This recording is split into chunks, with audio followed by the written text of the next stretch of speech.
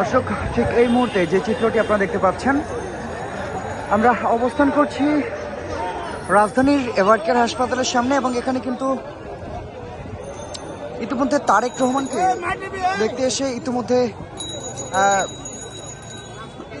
যে অবস্থান নিয়েছে তা কিন্তু আপনারা দেখতে পাচ্ছেন। যারা বিএনপির বিভিন্ন অঙ্গ সংগঠনের নেতাকর্মী রয়েছে তারা ইতিমধ্যে অবস্থান নিয়েছে এভারকেয়ার হাসপাতালের সামনে এবং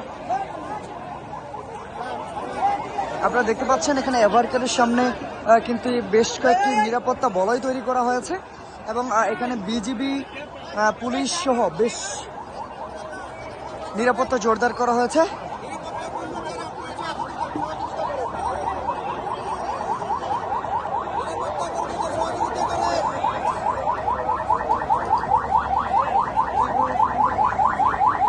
ইতিমধ্যে কিন্তু সেনাবাহিনী থেকে টহল দেওয়া হচ্ছে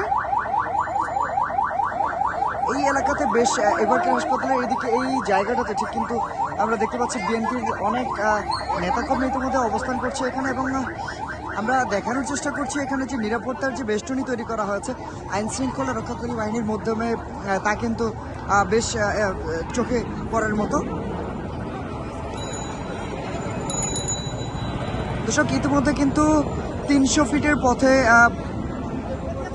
300 ফিটের কাছাকাছি প্রায় চলে এসেছেন বিএনপির ভারপ্রাপ্ত চেয়ারম্যান তারেক জিয়া।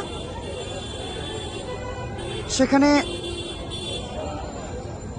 জনসমাবেশ শেষেই তারপরেই কিন্তু তিনি এভারকেয়ার হাসপাতালের উদ্দেশ্যে আসবেন।